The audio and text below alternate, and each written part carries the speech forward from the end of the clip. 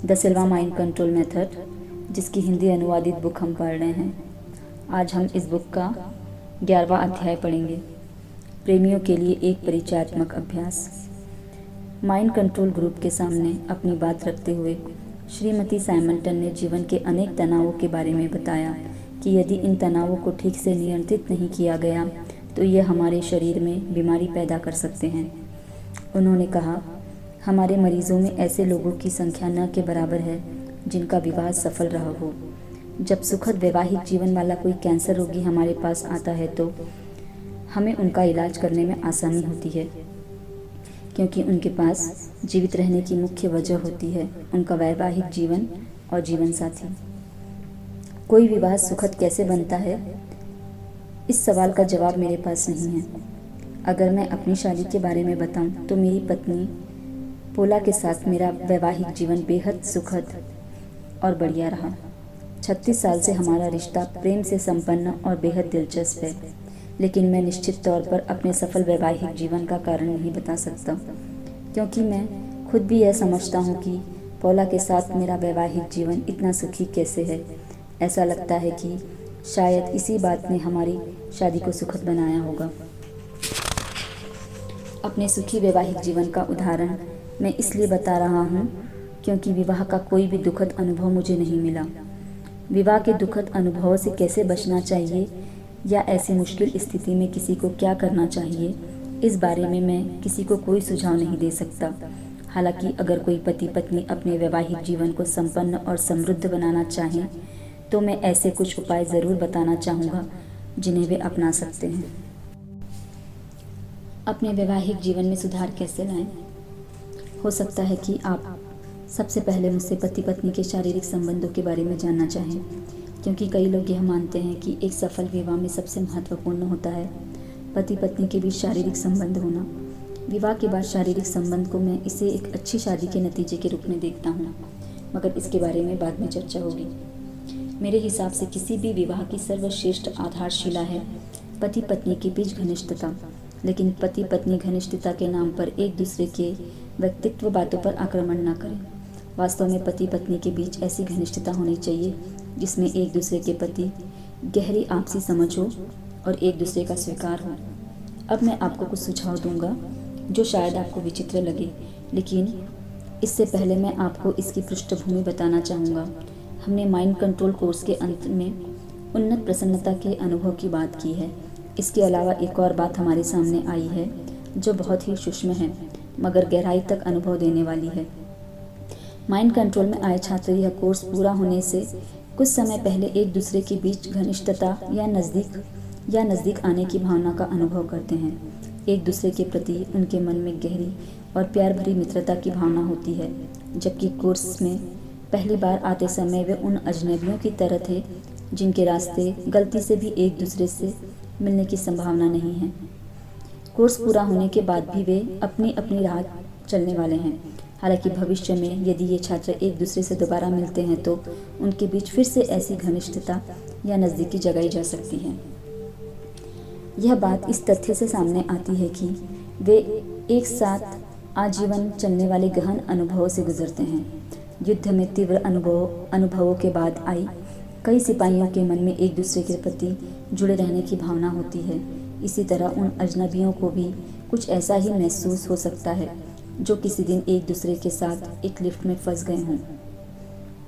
मेरी बात को समझने के लिए यह केवल एक छोटा सा उदाहरण है।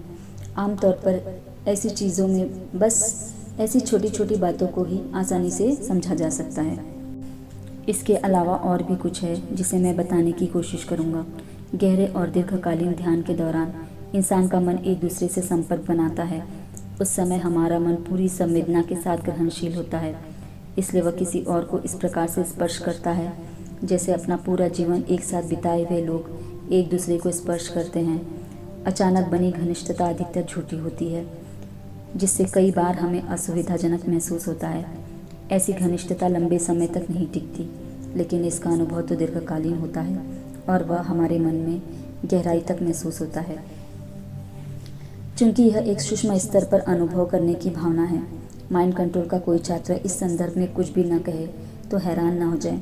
जब आप खुद उसे मन की घनिष्ठता के बारे में बताएंगे तो वो आपसे कहेगा, अरे हाँ, ऐसी घनिष्ठता को हमने महसूस किया है, वह बहुत सुंदर अनुभव था। माइंड कंट्रोल प्रशिक्षण में इसे बाई प्रोडक्ट यानी उप उत्पादन कहा जाता है। विशेष तौर पर यह नतीजा पाने के लिए इस कोर्स को नहीं बनाया गया। हालांकि यह एक विचित्र प्रश्न है कि एक पति पत्नी आपस में बरसों एक दूसरे के साथ रहने के बाद सहज आत्मीयता के जिस स्तर पर आते हैं, क्या उसे माइंड कंट्रोल तकनीकों के माध्यम से सीखा जा सकता है? वास्तव में इसके परिणाम हमारे छात्रों द्वारा कक्षा में अनुभव किए गए परिणामों से कहीं गहरे होते हैं। अब जानें कि इसके लिए आपको क्या करना है। नंबर 1, अपने मन में कोई ऐसा स्थान चुनें जहां आप दोनों सबसे अधिक सहज और खुशहाल महसूस करते हों। उदाहरण के लिए, कोई ऐसा स्थान जहां आपने एक साथ छुट्टी मनाई हो, या फिर जहां आपने अपने जीवन की सुखद यादें एक दूसरे से बांटी हो। हालांकि यह कोई ऐसा स्थान भी हो सकता है जहां आप पहले कभी न गए हों, मगर आप दोनों वहां जाकर इसे एक दूसरे के लिए खास बना सकते हैं। बस कोई ऐसी जगह ना चुनें जहां दोनों में से कोई एक ही गया हो। इस तरह आप दोनों के अनुभव की समरूपता बिखर जाएगी और बांटने की भावना कम हो जाएगी। नंबर 2, अब चुनी हुई जगह पर एक दूसरे के करीब और अपना चेहरा बिल्कुल एक दूसरे के आमने सामने करके आराम से बैठे, फिर शांत भाव से आंखें मूंद लें। नंबर 3, आप दोनों में से किसी एक को अपने साथी को आगे दी गई सूचनाओं के अनुसार कहना होगा कि मैं धीरे धीरे 10 से 1 तक उल्टी गिनती गिनूंगा, और हर गिनती के साथ तुम धीरे धीरे मन की सहज ध्यान अवस्था में गहराई तक जाते हुए महसूस करोगे या करोगी। 10, 9, महसूस करो कि तुम अधिक गहराई में जा रही हो या जा रहे हो। 8, 7, 6, और गहराई में जा रही हो या जा रहे हो। 5, 4, इससे भी अधिक गहरे अनुभव में तुम जा रही हो या जा रहे हो। 3, 2, 1, अब तुम बिल्कुल शांत हो और मन की गहरी सुखद अवस्था में हो।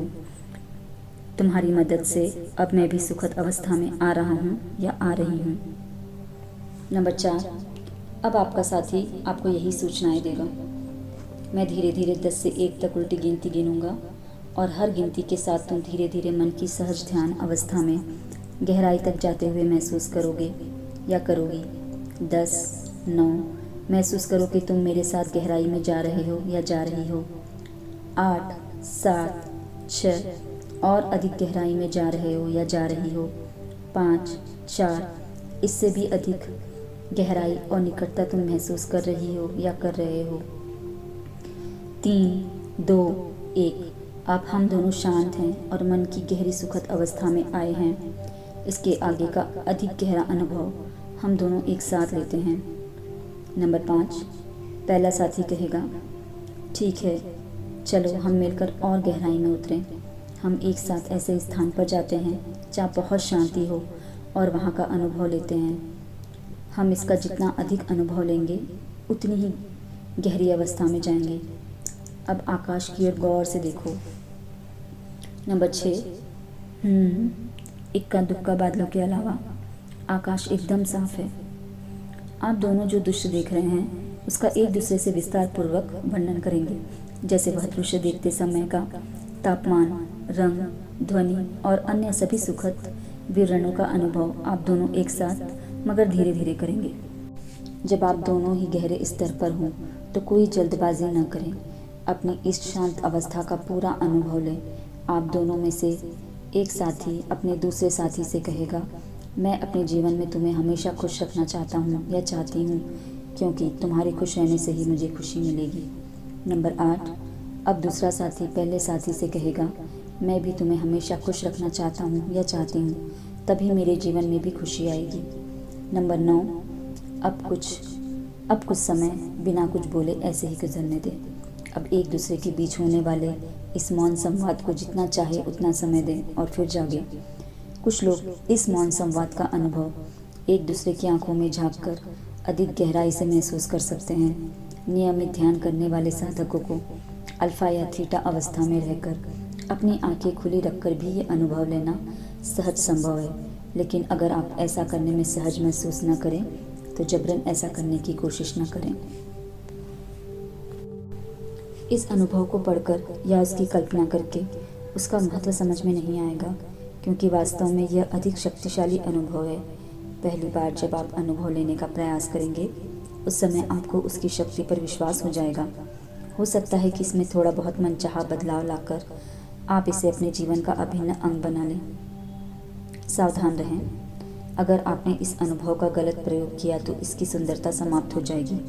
अगर दोनों में से एक ने भी इसके उद्देश्य को न समझा और उसे स्वीकार करने से इनकार किया, तो उनके बीच की घनिष्ठता या उनमें बढ़ने वाली नज़दीकी के स्तर में कमी आ सकती है। मैं इसका अभ्यास करने की उन्हीं लोगों को सलाह दूंगा जो एक दूसरे के साथ बहुत गहरा व अपनेपन से भरपूर रिश्ता चाहते हों और लंबे समय तक एक साथ रहने के लिए वचनबद्ध होना चाहते हैं। हर किसी का एक आभा मंडल होता है, जिसे कुछ लोग शरीर के आसपास मौजूद ऊर्जा के तौर पर देख सकते हैं। हम भी इस आभा मंडल को देखने का प्रशिक्षण पा सकते हैं। दरअसल माइंड कंट्रोल प्रशिक्षण के अनेक छात्र बताते हैं कि यह प्रशिक्षण लेने के बाद वे अपने और दूसरों के आभा मंडल देख सकते हैं। हर किसी के आभा मंडल में उतना ही फर्क होता है जितना हर किसी के फिंगरप्रिंट्स में होता है। जब लोग शारीरिक तौर पर एक दूसरे के करीब आते हैं तो उनके ऊर्जा क्षेत्र आपस में मिल जाते हैं।